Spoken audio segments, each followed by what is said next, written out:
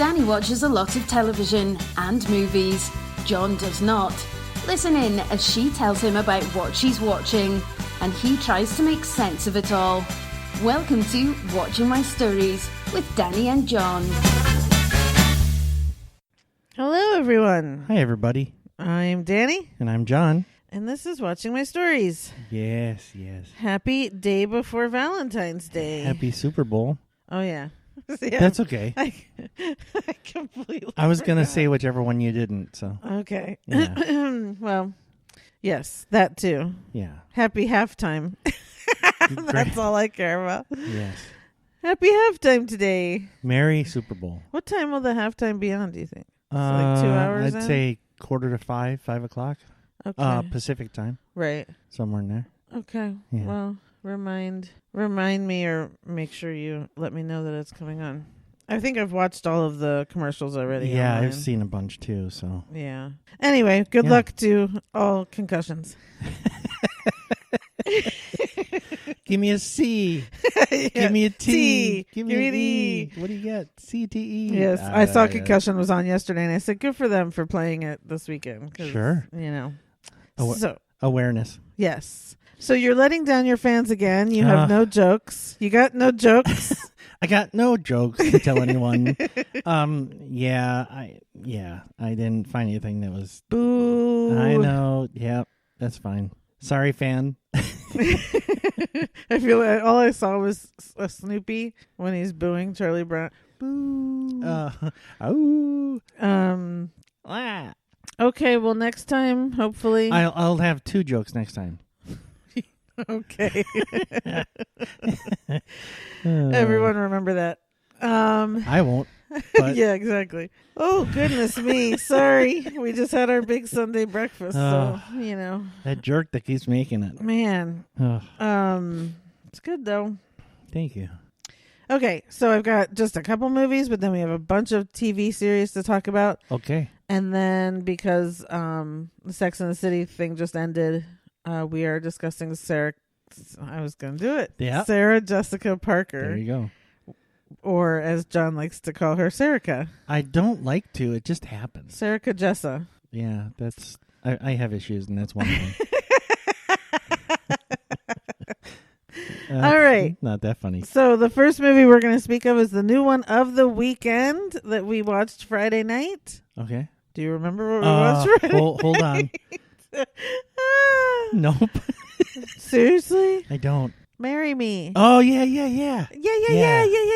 Yeah.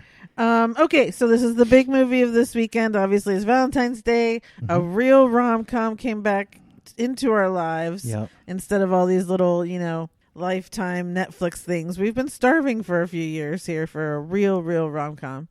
This obviously stars Jennifer Lopez and Owen. I was just going to do that. That's amazing. Owen Wilson, and Maluma, and Michelle Buteau is in there, who I absolutely love. So we watched this Friday night. We did. We have not spoken about it. Nope. So I'll give a synopsis. J-Lo plays this huge star, basically is herself, named Kat, musical performer, is in a relationship with Bastian, played by Maluma. They are such a huge, it would basically be like Beyonce and Jay-Z if they decided to get married on stage at one of their concerts. Right. And they had written a song called Marry Me, and so they were singing the song and stuff. That was the plan. And right as J-Lo is going up to the stage in her wedding dress, she sees a video of Bastian cheating on her. With her assistant. Yes. Yes. And so she goes out on stage. She kind of gives a speech. She has a realization. We've all seen this in the trailer, so I'm not spoiling anything. And Owen Wilson is standing there with and Sarah Silverman's in it. Forgot to name her. Yeah, I would have. Yeah. Is standing there with a sign that says "Marry Me." She picks him out of the crowd and says, "Okay, let's do it." And they get married on stage. And then that's when the rom-com belief in, if you follow any rom-com, as long as you spend time together, you'll eventually fall in love. That is rule number 1 of a rom-com. You can hate each other, which is normally the case, right? Normally in these things, everyone hates each other and they just end up, for some reason, getting stuck side by side, and they spend so much time together they fall in love. Well, this one, at least we didn't have to deal with the hatred up front, but they didn't know each other. They were strangers, but you spend enough time together, you're going to fall in love. So that's where the movie went. So go ahead, you give your opinion, I guess, and I'll try not to interrupt too much because it's hard for me to not talk first. But sure. Go ahead. All right. Well, first of all, I don't think it's a stretch that anybody spending time with Jennifer Lopez would fall in love with her. I don't need to spend any time with her, and I'm in love with her. Exactly. I told you, I think she's the most beautiful woman on the planet. Yes, and you've held that belief for a long time. I have. And her nowadays, just in commercials or whatever, and certainly this movie does nothing to knock that down. Right. She is just a beautiful woman, and multi-talented. Yes. So I just have to say, I love this movie. I enjoyed it so much more than I expected to. I looked over quite often, and you just had a smile because I found myself smiling. Yes. So I looked over at you, and you just had a smile on your face, and I was like, I love this. I'm so happy. Yeah. Now, see, and okay, so here's the deal. I love Jennifer Lopez. I think all the movies she's done, she's been really good. Yeah. I've never looked at her as a singer doing acting. I always looked at her as an actor and a singer. Right. So, but I've also probably been pretty agnostic about Owen Wilson. I like him. I certainly like him more than you do. Oh no, I like him in the right roles. I just didn't think going into this, I didn't think he was right for this because again, I'm not physically attracted to him. Mm-hmm. And in a rom-com, like, my sister always, Josh Duhamel will be in here, and so you expect that kind of thing. But I love, I love The Internship. I love Wedding Crashers. Okay. I love Owen Wilson. I just not in a real rom-com type setting. See, so when you said that at the outset of it, or the beginning before we watched even, I just kind of smiled because I figured he was going to be pretty perfect for this because is he the best looking guy out there? No. He's decent looking. He's not aging well. I'll say that. Okay, look over here. Who is? Come on. Well, so he's aging like an old English woman. When they're both 70, Ellen and Owen Wilson look like the same person. Luke still looks pretty good, so that's why I'm just, Oh, see, I think Owen looks better than Luke. But let's not turn this into a Wilson fest. Yes. Okay. The thing that he has that is often overlooked or he's so underrated is charisma. He is charm. So charismatic. I said that I was like, okay, he's got that charm, and it comes off as very sincere. I don't think he's like that in real life, but it comes off when he's acting as very sincere, good guy, charm and wit. That does fit. I will concede fits for this movie. Yeah, they needed such an opposite. Yeah. So I actually have now started a new list. Okay, an all-time list. Okay. Right. If I'm ever have to receive devastating news, right? There's Morgan Freeman. Okay. There's Liam Neeson. Really? And now there's Owen Wilson because he has this when he's playing that role. Well, yeah, I guess so, but I don't think you can play that role if you're not at least partly like that. So he gives a soft-spoken spiel, I think, better than almost anybody. Yes. He just has that delivery and that charisma that just and when he starts, you just focus, you pay attention. Right. I will give you he's able to act a level of sincerity that he is so caring and so about the other person. Mm-hmm. You know what I mean? Now, I'm just going to leave it there. I was going to get into personal stuff, but I'm not going to. Yeah, okay, so go on. Bob Newhart too is on that list. As far as delivering devastating news to me. Okay. Yeah. Okay. I think all those guys just have a way of So I don't know. Ryan Reynolds would probably be he's probably he's probably in the running. Yeah. But what a list. What a list to have. If I ever have to get devastating news, I have to remember that. come up with some contacts here. There you go. What an odd cameo request, huh? Yeah, your doctor calls. I'm like, hold on, doctor. I gotta get someone to do this first. Yeah, it could be a couple weeks until Ryan you get Reynolds, around to it Can on you Cameo. tell my husband he has cancer, Right. please? Like, that's so horrible. Yeah. Anyway, go on. Anyway, I don't know how much more to say about this. I mean, it's obvious what's going to happen in the end. Spoiler alert: they end up together, but in a really cute way. I look. Go ahead. You're waving your arms. Well, because that's the biggest thing about this is that we are so used to rom-coms where it's like someone's with the wrong person, and so we got to break them up, and we got to, go through this kind of horrible thing, or the two people hate each other, like thinking like the proposal or whatever, and they're forced to be together. Like there's always like a really huge conflict, and there's always like some person who's just, usually the woman is a shrew. You know what I mean? Like that sort of formula to these things. Mm-hmm. This one, like, yes, we have that moment of horrible emotional trauma when she finds this out. And I'll tell you, I was crying really hard because I felt J-Lo in that moment because she has gone through such heartbreak personally. Yeah. And so I felt her, and I was really, really crying with her in that moment. Mm-hmm. But that's so early in the movie that then the rest of the movie is just this loveliness of seeing them. They didn't hate each other. You know what I mean? Like, and she's not a shrew. She's a real person, even though she is this gigantic star, which I loved that they portrayed her, not this workaholic. And, she can't love people because she's had 3 marriages before because she's a romantic, because she loves love. Mm-hmm. So it's not that horrible female character we've always seen. And so for the majority of the movie, we have the smile on our face because we're seeing them get to know each other and enjoy each other instead of having to overcome any sort of obstacle in the way that we're so prone to have in these types of movies.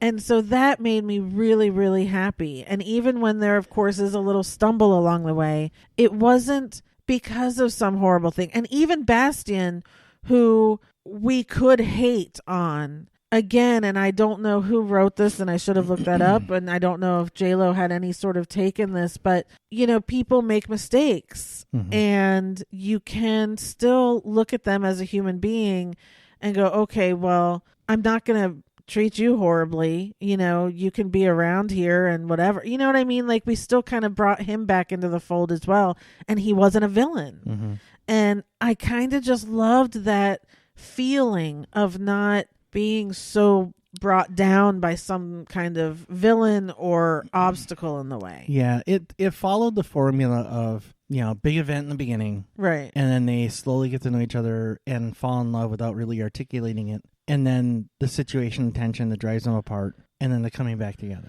This feels like a very it's a modern day, which sucks because it's only been 20 years, Notting Hill. It's that thing of the regular guy getting with the famous girl. Yeah. And there's things that go with that, you know, and can a regular guy really live up to that and all that sort of thing. So of course they have those same kind of ideas. And the cool thing, one of the cool things for me was neither one of them changed. Right. Neither one of them had to change to be with the other. Right. And he's such a pragmatist that he actually just kind of said the situation and tension that drives him apart is him saying, I don't think I fit this. I don't, I'm not going to, I am me. Right. And I don't think this works because of your world. It's the I live in Notting Hill and you live in Beverly Hills speech. Exactly. Yeah. Yes, exactly. It is, yeah. It really is. But in the end, and he never tells her, look, I want you to get away from your world, or I want you to change or anything like that. Right.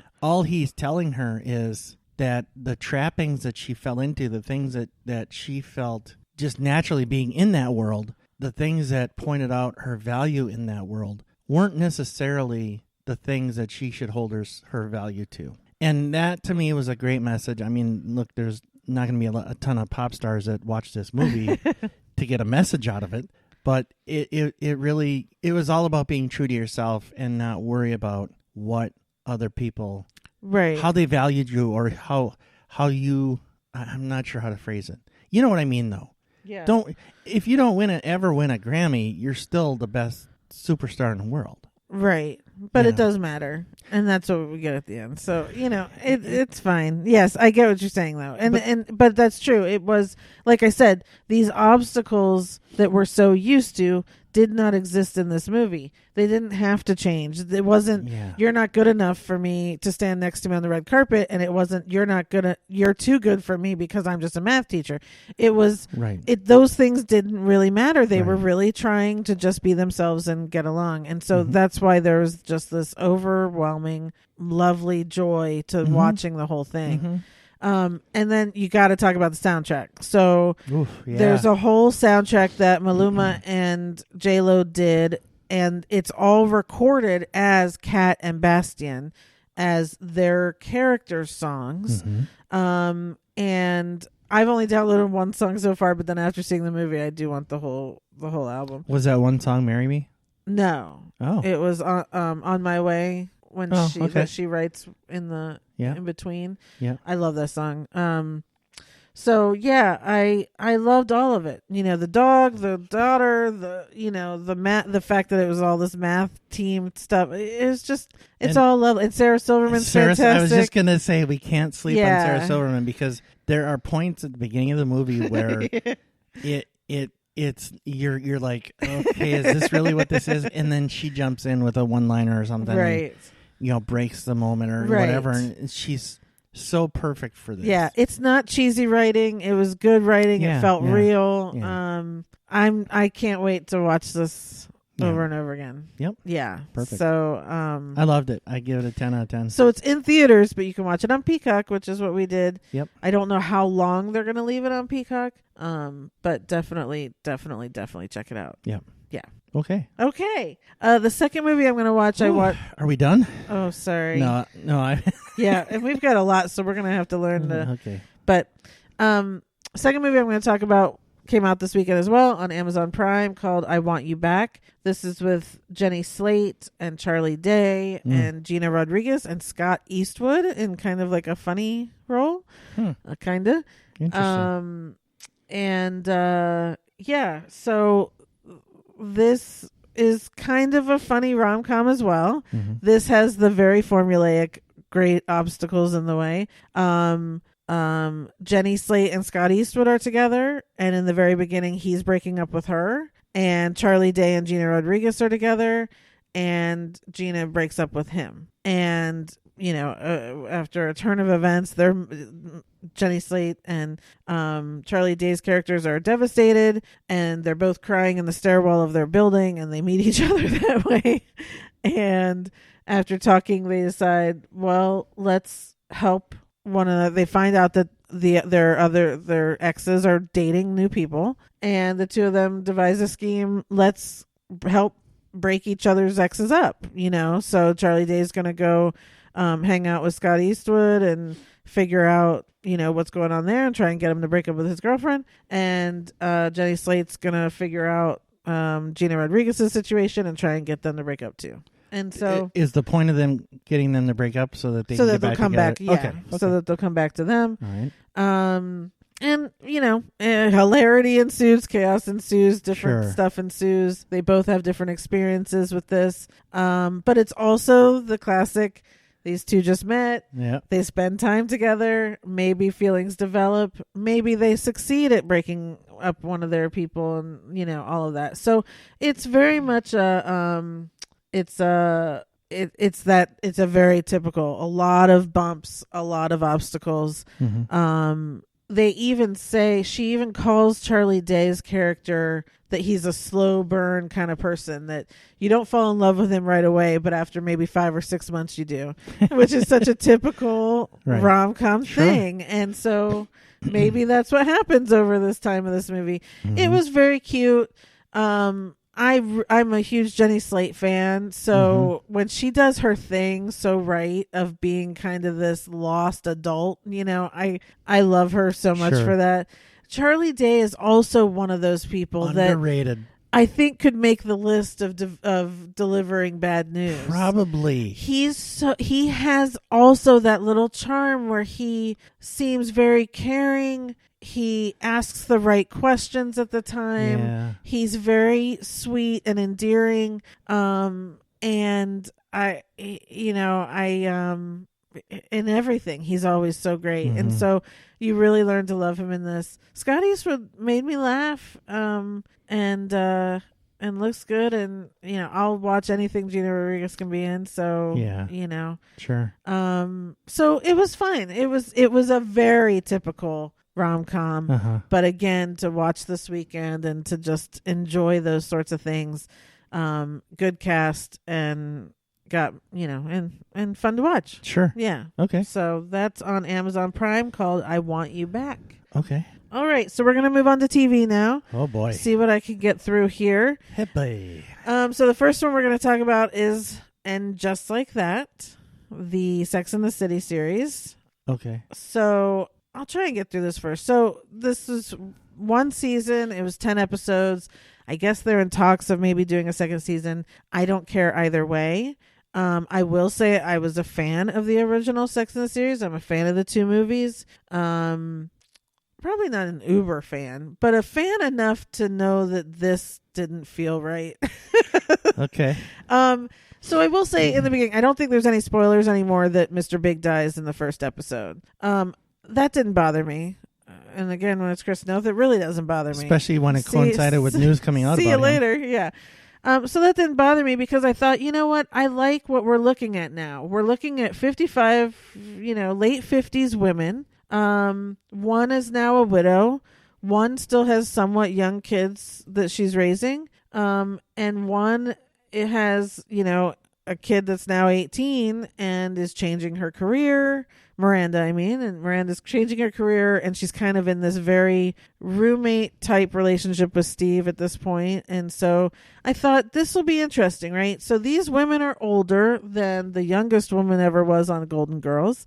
So to me, I'm like, we're watching our generation's Golden Girls, which I know hurts a lot of people, but it's true. And so I thought, let's see how these kind of three stories work out. Mm-hmm. And instead, it wasn't. They spent a lot of time on a lot of other stuff. They brought in a lot of other women because the original series was very white. It was very privileged. Mm-hmm. And so I think they took a lot of criticism that they've received over the last 10 years and thought, well, let's try and make it more woke. And so they brought in more women of color, which I have no problem with. It just didn't feel, you could tell how forced it was. And they made a lot of the storylines about these white privileged women trying to learn more about either people of color or trans people, mm-hmm. or, whatever the case is. And it was very, very forced. Yeah, if it's organic, it can work. Right. But if it's,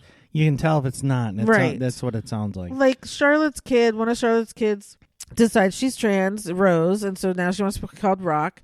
And at first, Charlotte had like this horrible problem with it. Not a problem with it. She didn't understand it. Mm-hmm. And so she kind of fought it. But then all of a sudden, that conversation was done, and all of a sudden, Charlotte was fine with it. Like, again, that's something that you need to explore. It felt like something that was a good storyline, and yet, bam, it was done, and all of a sudden, she's Rock now, and we all accept it. And it was like, yeah, we should all accept it, but because Charlotte had an issue in the beginning, I felt like there was going to be a little lag there, and it was weird. Miranda, which I felt like was always the smartest one, was always my favorite one. She kind of went off the rails and not really understanding society and a whole bunch of stuff, which was just really embarrassing. Mm-hmm. But she does determine that she was attracted to this woman, and so she leaves Steve, and that's a spoiler, everyone, for this first this woman played by Sada Ramirez. Well, actually she was non-binary, so not a woman, but so so that was fine too, because I know that the actress herself, she went through that in her real life. So I have no problem with that sort of thing, but it was also, what I have a problem with was that my core three, because I don't care that Samantha's gone, doesn't bother me, but that my core three weren't getting together and discussing these things. Do you know what I isn't mean? that what the original show was about? Right. That was what was always the best, was that when something happened in their lives when they were off by themselves, they came together and they talked through it.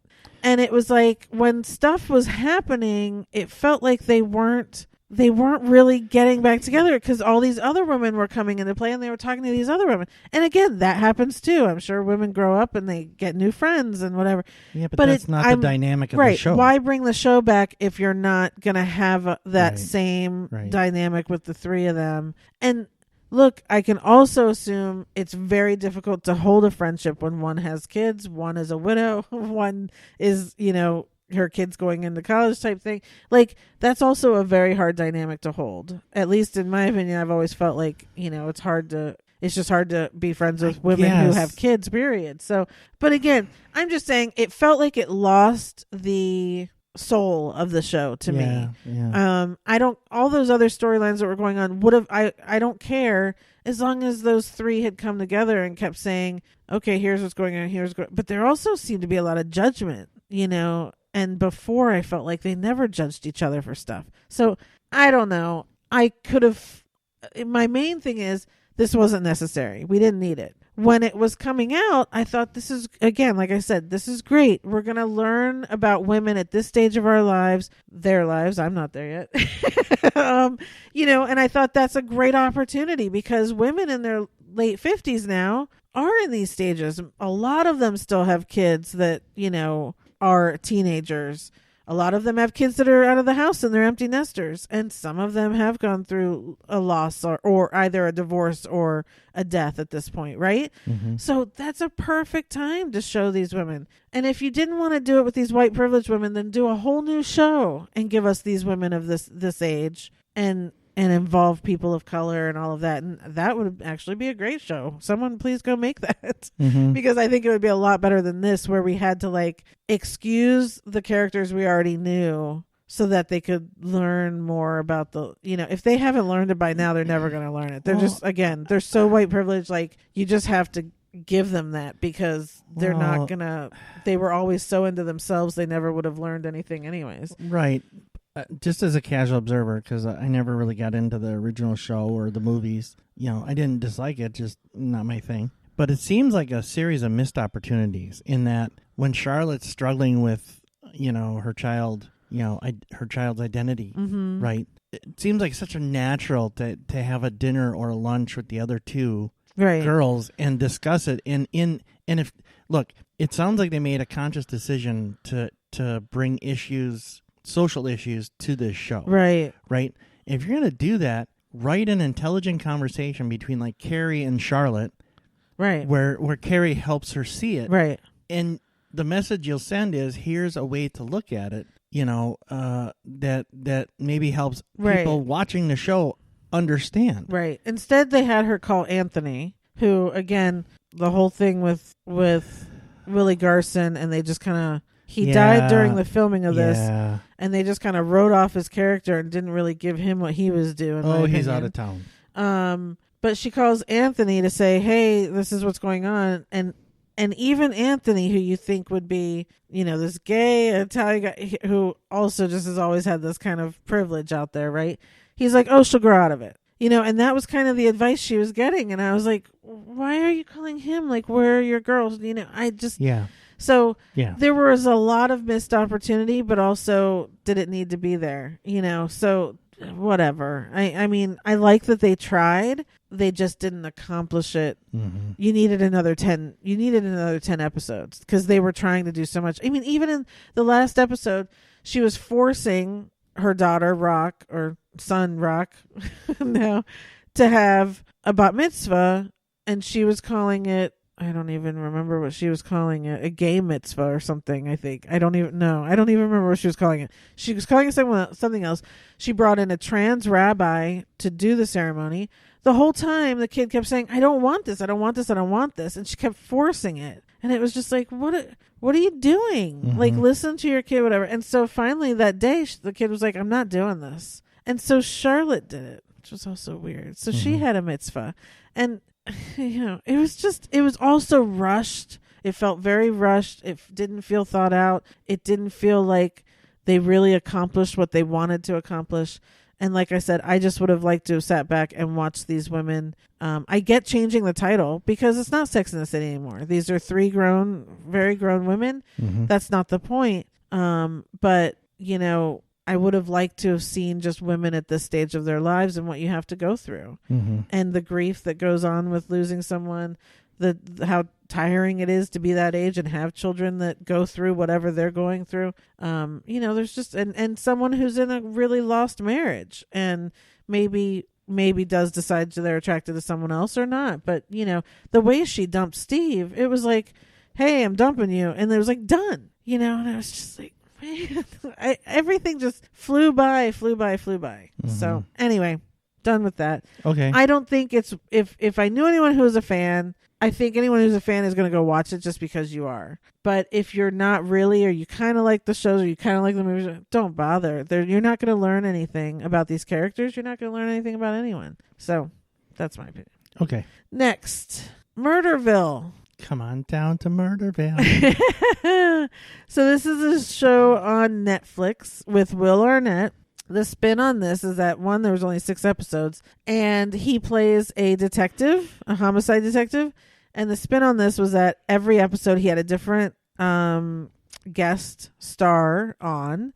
The guest was never given a script. So they would go through a murder each episode, and the guest kind of needed to pay attention to the clues and all of that. And at the end, the guest would be asked who was the murderer out of 3 suspects, and they would need to guess and give their reasons why and all of that. But they would go along acting and improving with all the people who have scripts, right? And it would turn out to be a lot of fun and really funny to watch. Yep. The 6 guests were Conan O'Brien, Kumail Nanjiani, Sharon Stone, Ken Jeong, Annie Murphy, Marshawn Lynch.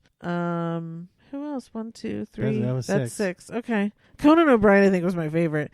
But it was funny. And here's the thing. Once you watch the first one and you see how they gave the clues for who did the murder, they did a really good job of like giving clues so that you as the viewer could start to really try and figure out along with the guest actor who did it. And so it was a lot of fun. And they're half-hour episodes.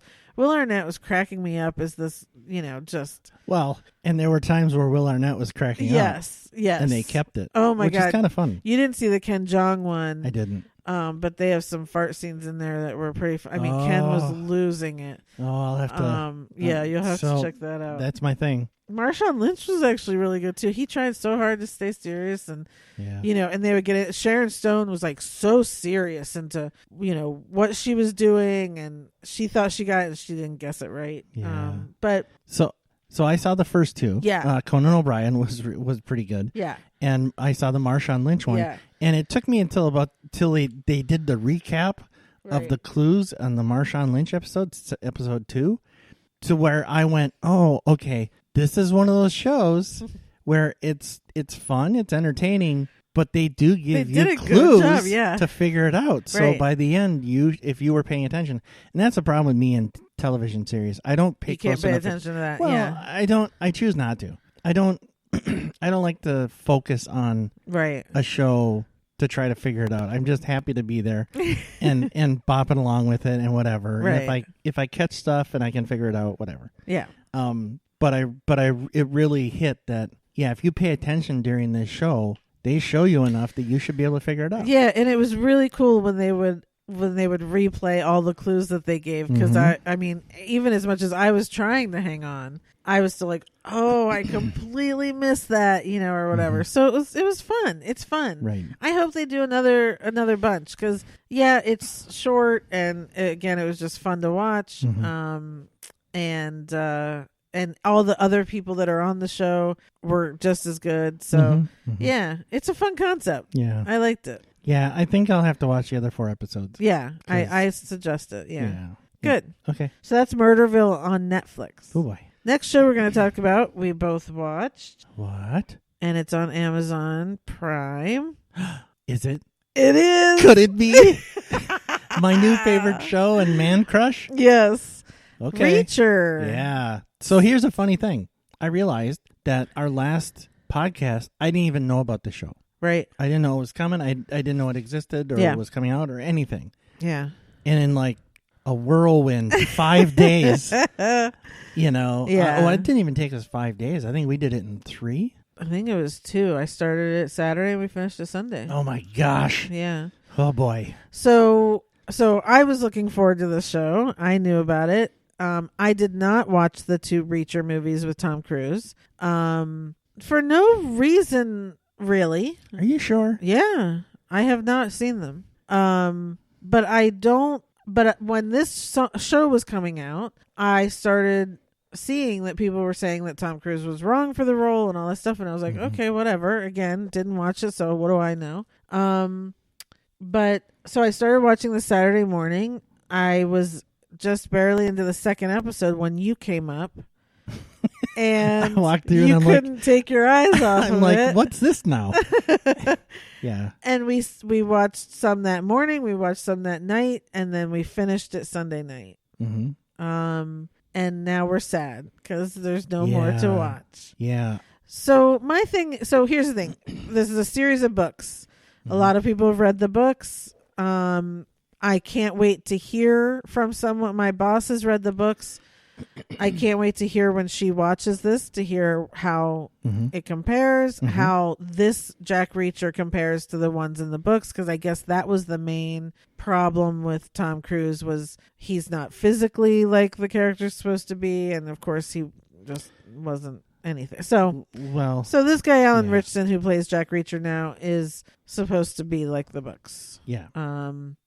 So Alan Richardson plays Jack Reacher in this series, which is based on one book. So I assume the next series, it has been picked up for a second season, will be another book. I'm going to assume that it's going to take place in a different place and the other cast members will not be in it. But in this series, there's also Malcolm Goodwin. He was in iZombie, if anyone watched that. I liked him in that show. And the chick is Willa Fitzgerald. She was in the show Scream, not the movies, the show. And I didn't like her in that, and I didn't like her in this. But so my only complaint about the show was I felt like that character was miscast. I don't know because, again, I didn't read the books. But the age difference between Reacher and her, because eventually they do get a little romantic-y, I just felt like that age difference was way off. Mm-hmm. They could have had someone much more who at least looks older. She looks like a 12-year-old, you know. So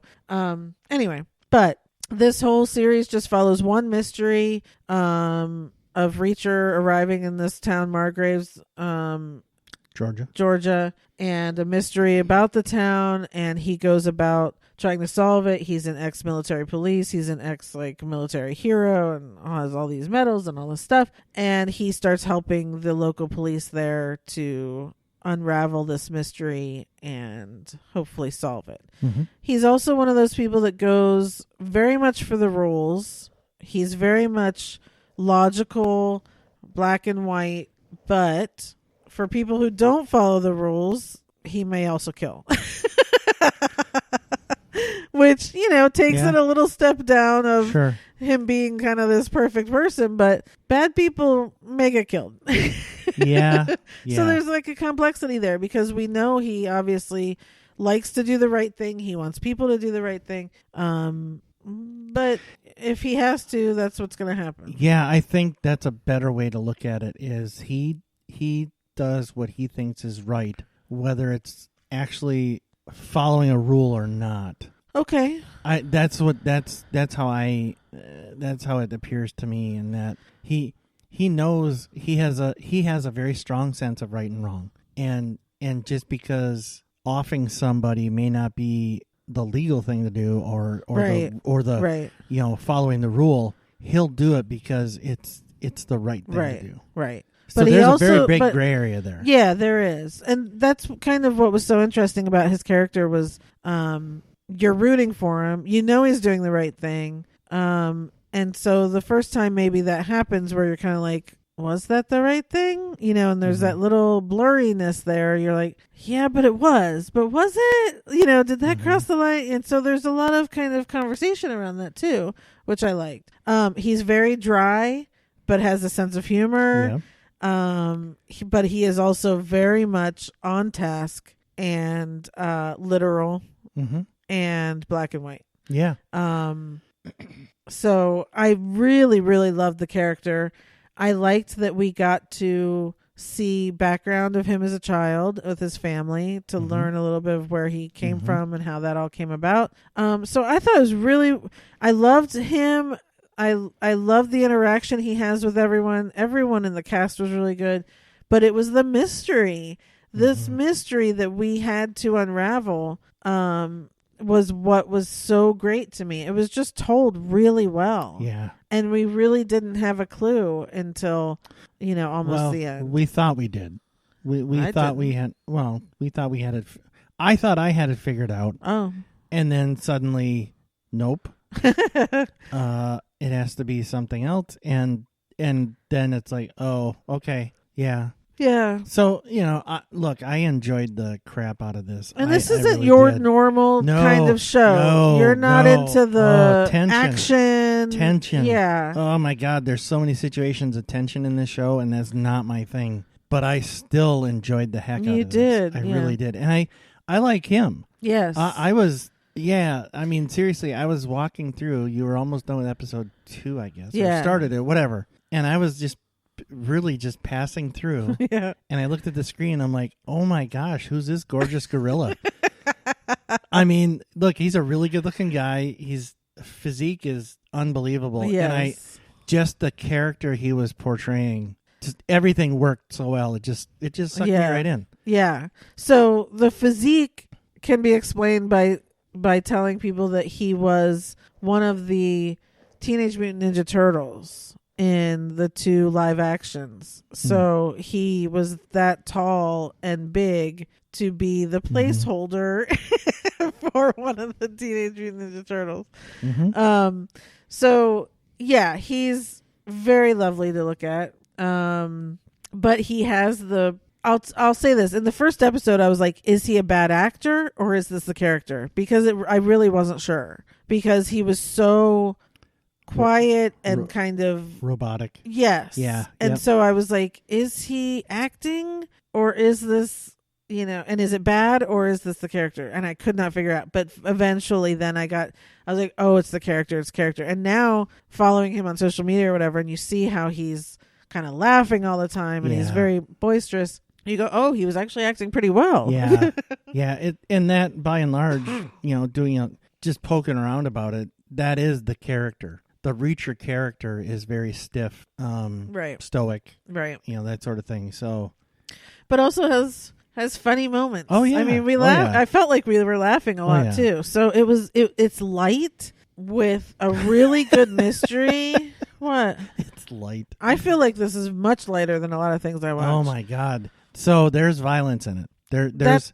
Violence has nothing to do with whether it's light or not. No, well, okay. In my opinion, that's not. Yeah. In my opinion, it does. But it's very little violence.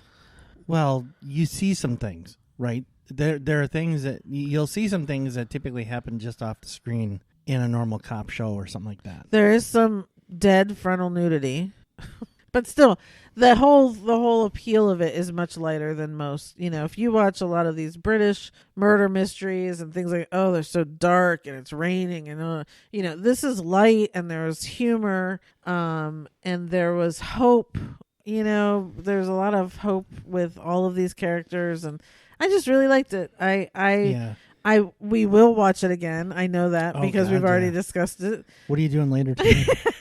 I hear a football game is on, but I don't care. I don't care. So I'm recommending it to everyone. Yeah. And it's a very familiar, I don't know if it's like maybe some 80s movies type thing, like those old action movies where it just feels like you have that hero again, that kind of he's guy. So now thinking back on it, way back to last weekend, it kind of has the same feel now to me as like Arnold in Terminator or something like that, where he's a little bit stiff and rigid. Well, he was a robot. Well, understand, but not literally, but persona wise and that sort of thing. So you think back to that, and then you start, because he did remind me a little bit of Arnold. Huh. Okay. So that's my 2 cents. Okay. Yeah. So that's on Amazon Prime. It's one season. It was 10 episodes. Yeah. They're all about an hour long, 50 minutes, 55 minutes, something like that. So was it just released on Saturday, or was it released on Friday? The Friday before you. So released on Friday. We basically binged it Saturday and Sunday, and then Monday they announced it's getting a season 2. It's already in the Amazon Prime's top 5 or top 3 series. Yeah. So people watch it. They've watched it. Yeah. Oh, a lot of people have been watching and it. I've heard a lot about it, and it's now on my Yahoo feed page, that sort of thing. So it's good. And there are a lot of books, so this could be whatever, as long as he can keep up with it. So I hope so. I do too. So that's on Amazon Prime. Definitely worth checking out. Yes. All right. Next show I'm going to talk about is Cheer, the second season of Cheer on Netflix.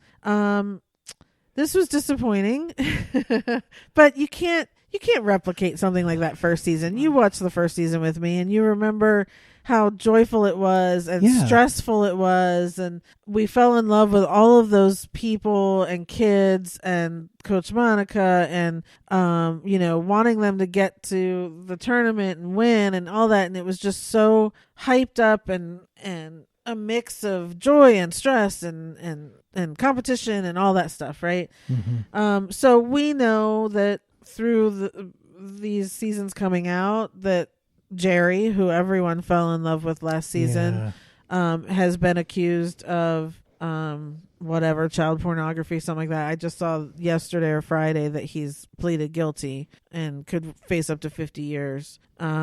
So they definitely start this season out kind of addressing that.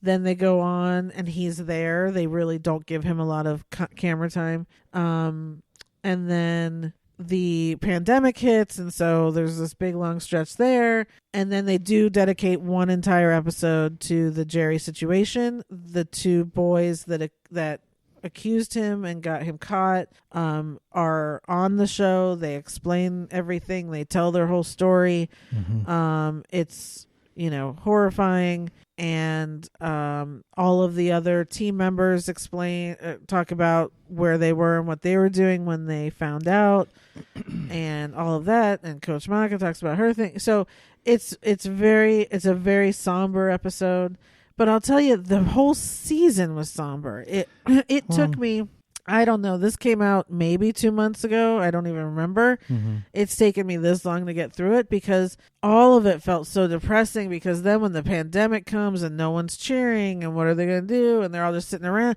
Like, it just felt very somber the whole time, boring the whole time. A lot of the characters that we did love, they end up leaving during the pandemic, so they're not back, or some left already. And, and then, if you've been online at all, it turns out that... So, we also split the season now. Instead of just at the Navarro school, they also are highlighting their main competition, which is in another part of Texas.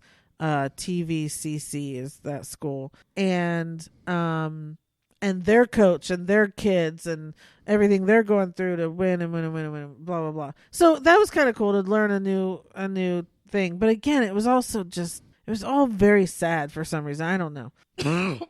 Sorry.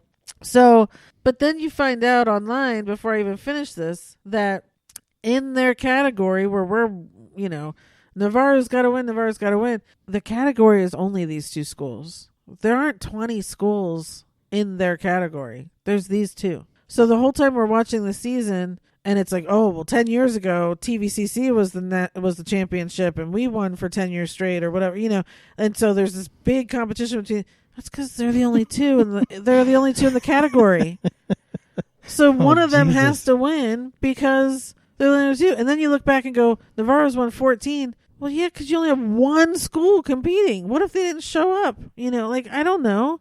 Yeah. So I was already aware of that from TikTok, of course. And I'm like, I can't believe I got to finish this out. But I wanted to finish out that competition and really see. And Navarro did lose and TVC won. But, you know, it just wasn't the same. And I hope they leave it alone now. I don't need to see more of this. I would love to actually see university cheer squads and their prep. These are community colleges. I don't diss them at all. The athletes on these squads are amazing. And if they could be on a university squad, they would be. But I would love to see some of the biggest university squads that are constantly competing, Kentucky and some of these squads that are always in the top, and really see how their seasons go and how they prep for it and all of that. That would, because they are up against, you know, well, everyone in the country and then down to the top 20, top 10, you know, all of that. So maybe we change it up and leave Navarro behind and go see someone else. I don't know. But anyway, so that's my take on the second season. Definitely wasn't as good. Definitely was somber. But, you know, it is what it is. Yeah. As a fan of cheerleading, I think you're going to watch it if you want to. And that's why I did. And, you know, but definitely not the same as the first season. Sure. They're actually the original from the first season. They're now going out on a live tour. So you can Google that and check that out if you want to go see them. I'm sure they're going to be all over the country. So, yeah. Okay. All right. Next show I'm going to talk about is, I realized that I had not talked about the 11th season of Curb Your Enthusiasm, which ended a couple months ago, but I realized I hadn't spoken about it.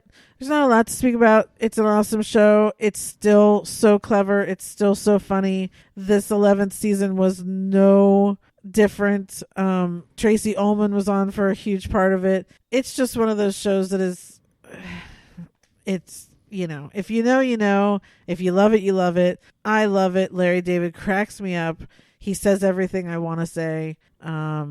You know, and the genius of how the whole season, you know, how one episode of Seinfeld would come around to itself. They do that with the entire season here. Like every episode will also do that, but then the whole season comes full circle too. And I just love the way they do that. It's just brilliant. So anyway, just wanted to point that out. I'm sure it's on HBO Max now. And if you haven't watched Curb Your Enthusiasm, you could go back to the beginning, but you can, the brilliant thing about the show is you could also go back and just watch the 11th season, and that's fine. Like there's no real, you don't have to follow along throughout all the years. It'd be interesting to see what the next season is like, because yeah, I'm sure they're not going to have Jeff Garlin on. Well, you know, he does seasons whenever he feels like it, so it could be 5 years from now before he does another season. So okay. So we'll see. Yeah, who knows? Okay. Who knows? So this is really the first season I watched. Yeah, you watched some of that. I didn't know that he was only, you know, once in a while. Yeah, so. This 11 seasons is probably over a 20-year span or more. I mean, he took off like 5 years in between one, or 7 or something like that. Yeah. So, all right. Next show we're going to talk about is on Disney Plus from Will Smith. Yes. Welcome to Earth. Yes. His famous line from Independence Day. Yep. Happy to be here. Yes. So this is 6 episodes. They were short. They were maybe 30, 40 minutes. Yeah, something like that. Yeah. And you think it looks like when you see it advertised, it looks like a normal nature documentary. But this is really anything but a scientific adventure. Yeah. But teaching, like, so tutorial so like the whole first show is really about sound, but he's out in nature talking about sound, and so it gives you a whole different perspective. And a perspective, and the way they do it is just, man, it's just so different than any other nature series or documentary you've ever seen. Yeah, it's gorgeous to look at. The cinematography on this is off the charts. And the cameras that they had to use for some things that were so up close and then so far away. Yeah. So Darren Aronofsky directed one of the episodes. But I believe he's a producer on all of them. And so his kind of level of full picture and look, and the colors and the sounds and the the explorers that Will Smith hooks up with are incredible people who have incredible stories. Like in the first episode about sound, they hike down into a volcano to listen, but he's with a blind explorer who can hear things even obviously greater than Will could. And it's just the way it all comes together, and you don't realize what they're focusing in on until you really like. So one is sound, one was sight, one is like about swarming and protection, one is about speed. It's all has to do with nature and how the earth does these things naturally and how animals do these things naturally and how you can find these things in such locations at edges of the earth. It really is pointing out how much is going on around you and how much is happening in the world that you don't even notice, that you're not almost unaware of. But once it's pointed out to you, and this show does a job of pointing these things out to you like nothing I've ever seen. Once it's pointed out to you, you're just stunned and amazed that this stuff is going on and happening, and a lot of times literally around you. You know, like the time lapse in the desert. You're standing there, and in real time, you don't see any movement. But then time lapse, and it's not even that long a time lapse. How the sand is just always changing. The and landscape drifting. has shifted. It's just, I literally cannot say enough about this. I was blown away. And didn't want to watch because of Will Smith. So full disclosure, I'm not a big Will Smith fan. He's my husband. Previously, I was not a big Will Smith fan. This helped me warm up to him tremendously. Because he's scared out of his mind almost the whole time in the show. I mean, he's doing things. They went in a deep dive, in the little balloon thing, whatever. They went into pitch black caves. They went on glaciers. He's scared to death the whole time. And he does it because he's boss. He doesn't like heights. He doesn't like confined spaces. He's not doesn't a big like fan water. of the dark. Doesn't like water.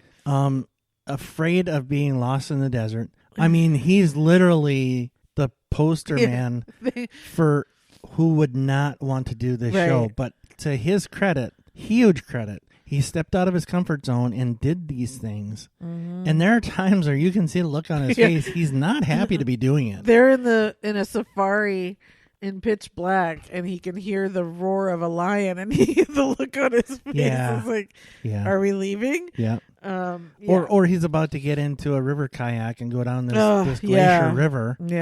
And he's not. No. When he's not cracking jokes. He's like, he's scared. Serious face. It was, but I'll tell you, just so good. The look and the feel and the things they capture on camera is just it's unbelievable. It really is. That's exactly it. Is leave him out of it, but a lot of these explorers have given their lives to learning so much about whether it's animals deep in the ocean or whatever it is, and so giving them the time to talk, but also just, I mean, if you muted it and just looked at it, it's absolutely incredible. So there's so much to, I mean, those the salt flats with the water, the mirror water, and you could just see the galaxy and the reflection. Oh my God, I could have stared at that all day long. My God, I can't think of a single person who won't like this series. And if you haven't checked it out yet, and if you have kids, especially if you have kids, it's a must. If they're not showing this in schools, shame on them. But two, if you have kids, you should definitely watch it, because this is stuff you're not going to learn in school. This is stuff I did not. I mean, you kind of know the premise, but to see it and really learn, you gotta have your kids watching it. 100%. If they're at all interested in the world or nature or outdoors or just learning. Yeah. They will get so much from this, and this may help some kids. Yeah. I'm sure there's going to be kids direction. who watch this show who go, "That's it. I want to be an explorer. That I'm gonna be a deep sea oceanographer, or whatever." Yep. Yeah. Yeah. If I wasn't so old, I'd do it. The free divers with the whales. Oh my God. Yeah. I mean, it's incredible. just, so there's so much. In 6 episodes, there's so much to talk about. Yep. And he says there's going to be more. So we hope so. And just can't wait. The instant it's released, I'm there. Yeah. Same with Reacher, but this too. Yeah. Yeah. Good. So that is Welcome to Earth on Disney Plus, because he did it for National Geographic. Yeah, Nat Geo. Yep. Okay. Next thing I'm going to talk about is a documentary on Netflix called Tinder Swindler. This has also been in the news a bunch lately, so you've probably heard about it. I'm just going to quickly. This is just a documentary. This dude was on Tinder. Yeah. You told me about this. He would meet up with girls. He would tell them he was a billionaire, and then he would give, after wheeling them in, having them be his girlfriend, he would give a sad story that people were after him, and now he needed money because he couldn't use his personal money because they would trace him, blah, blah, blah. Mm-hmm. Anyway, the 2 women on this show, I think, were into him for maybe $300,000 or $400,000. I know they've set up a GoFundMe now for $800,000. There's now a belief that I just read in the latest thing that he has taken over 7 million pounds from women all over the world.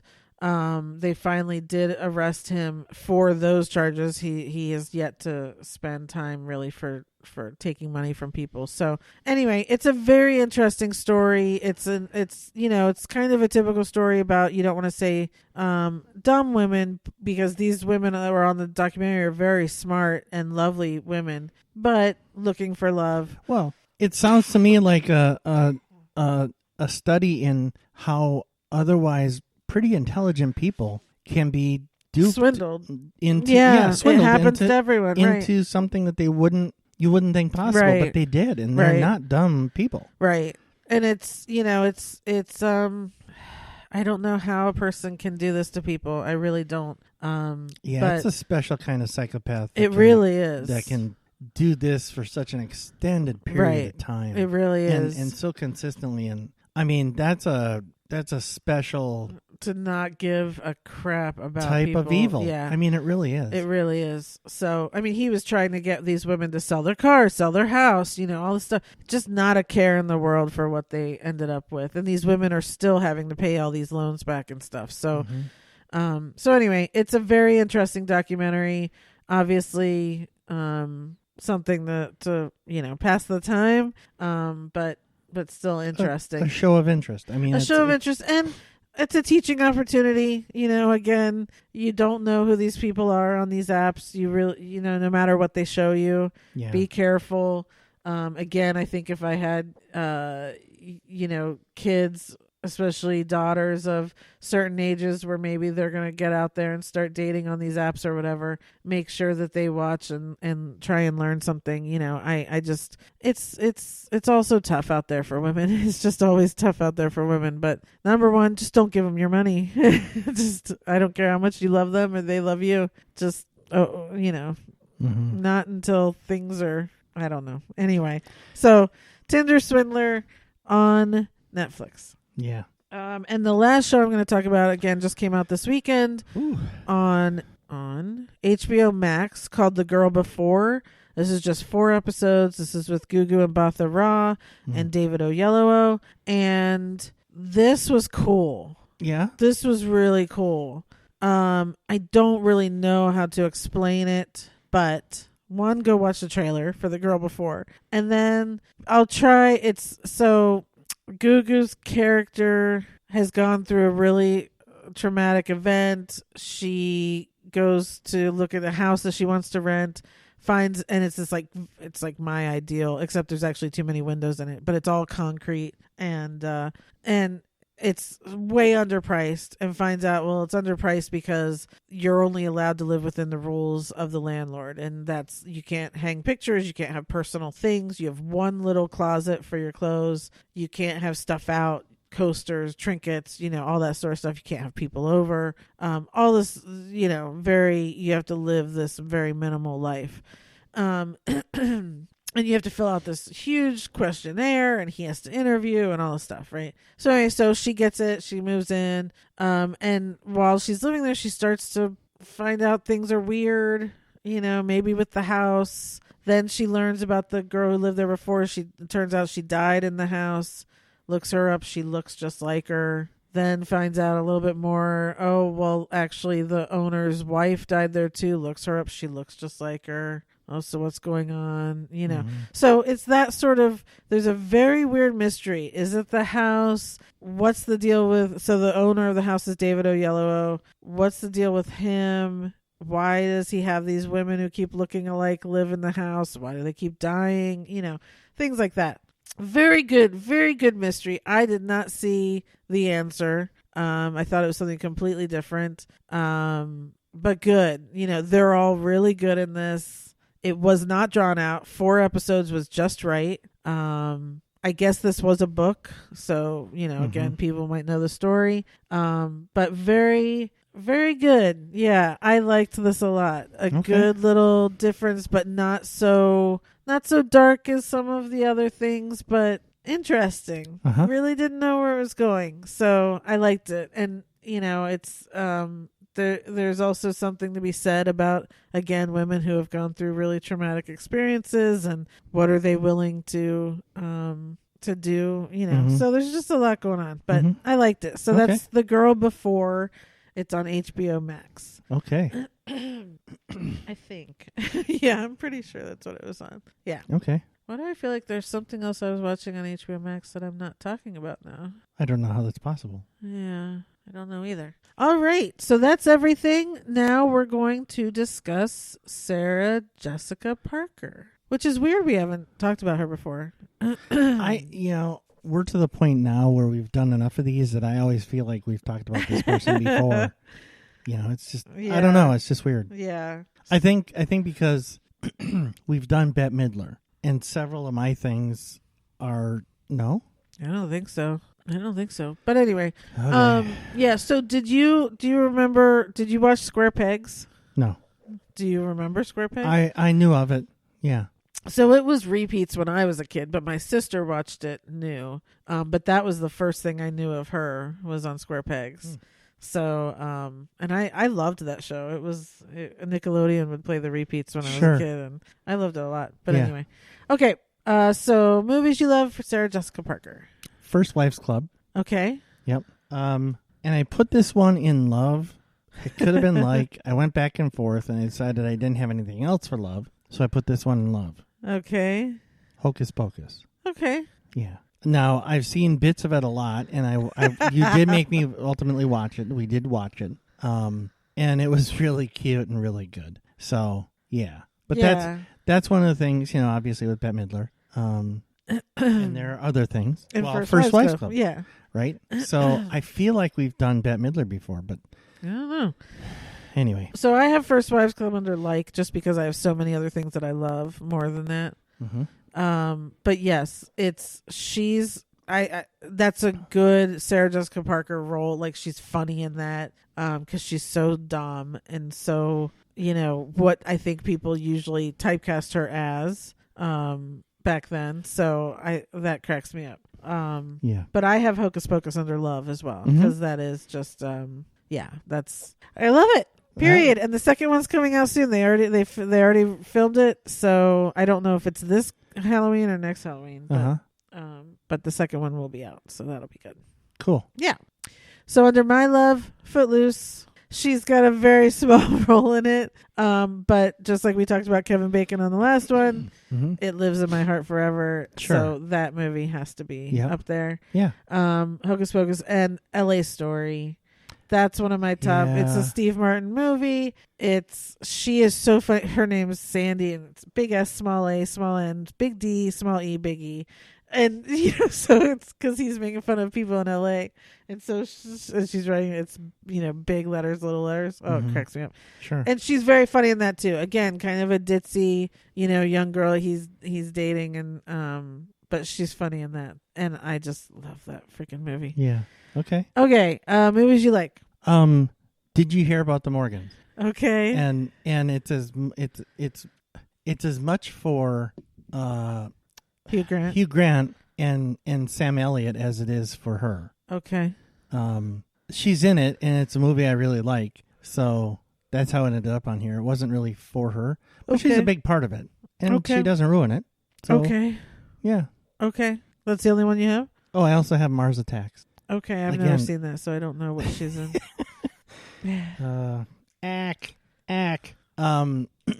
Yeah, so she's not the biggest role.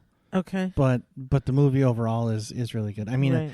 Look, it's Jack. Yeah. And Glenn Close.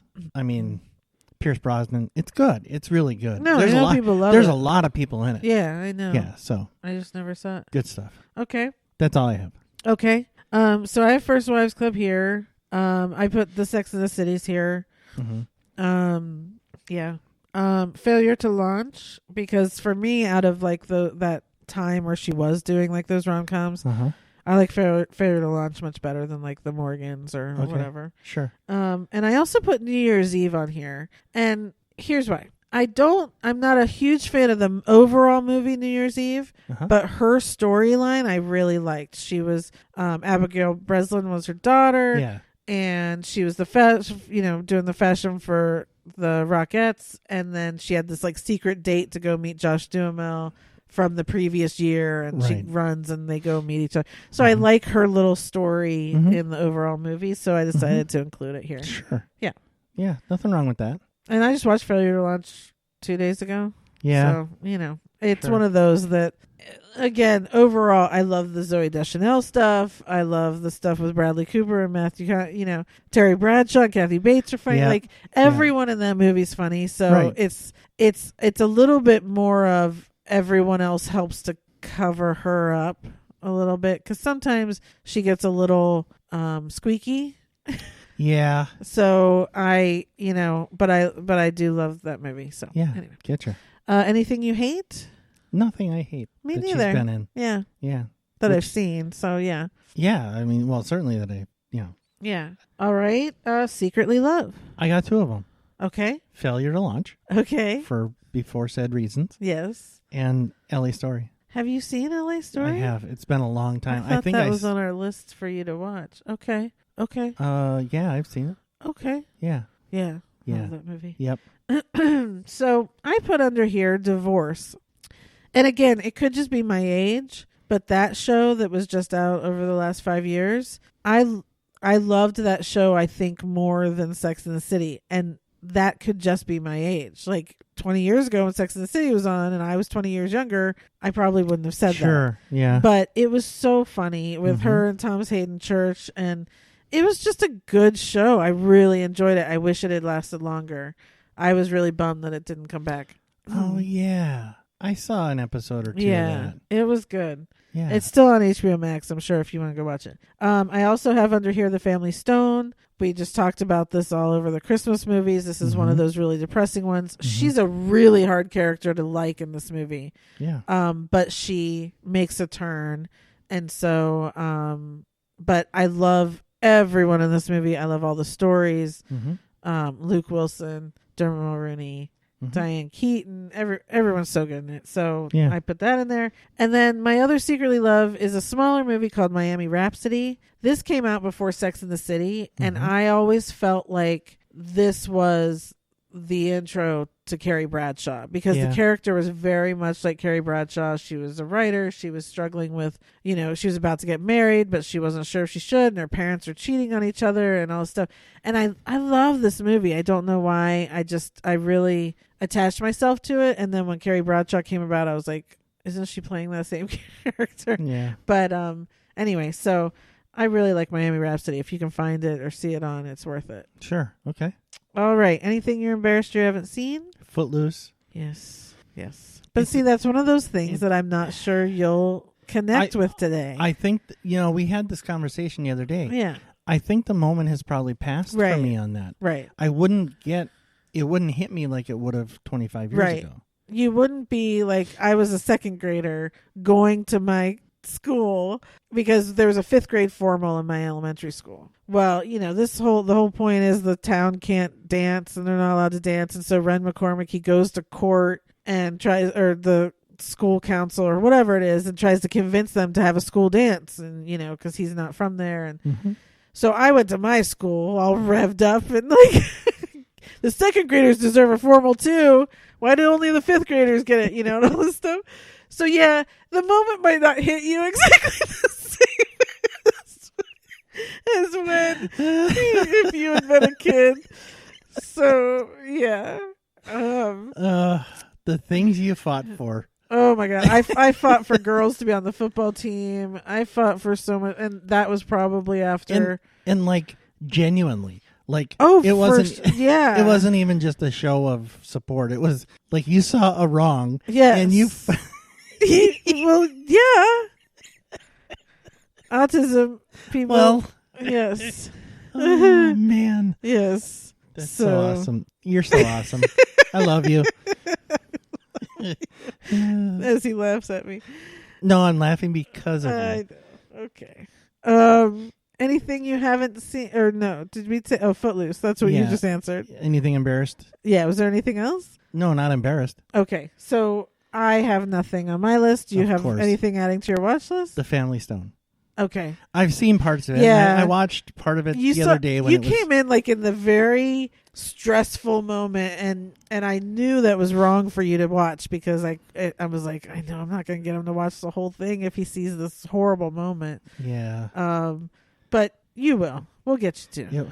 It was not good. It wasn't a good moment. Yeah. Wasn't fun or happy. So my honorable mentions then, of course, I have Square Pegs. Girls Just Want to Have Fun. Absolute classic. Mm-hmm. Honeymoon in Vegas. Honeymoon in Vegas. Nick Cage. Oh. And isn't that Leaving Las Vegas? No. Honeymoon in Vegas was the comedy of the Woody Harrelson and Demi Moore. Remember where they were paying her $1 million to have sex? Yeah. The same thing was Indecent in Proposal. Yes.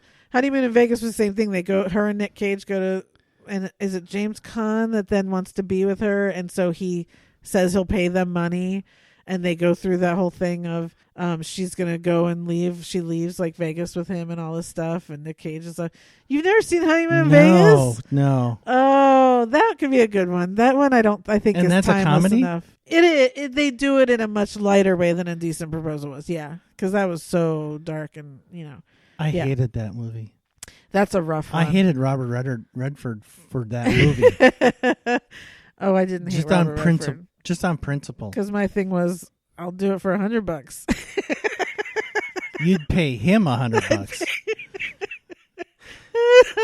Yeah, what's the problem? Woody Harrelson or Robert Redford? Get over it, Woody. I don't understand the problem to me. Ed Wood, she was really good in Ed Wood, so I put that on here because she was good in that. Mm-hmm. As much as I didn't really enjoy the movie, I have. Did you hear about the Morgans? And I don't know how she does it. That movie annoyed me a little bit, but all in all, I still, I still watch it when it's on. Okay. And then her appearance on Glee, because it came in the later years when they were in New York, and she hired Rachel, and but she at that time in the show, anyone outside of the regular cast members was welcome. So I put that on here just because it was like, thank God someone knew. Yeah, I guess I stopped watching that show. Because I didn't know they went to New York. Yeah, because they graduated high school. So okay, yeah. I guess that happens. That's that. Oofta.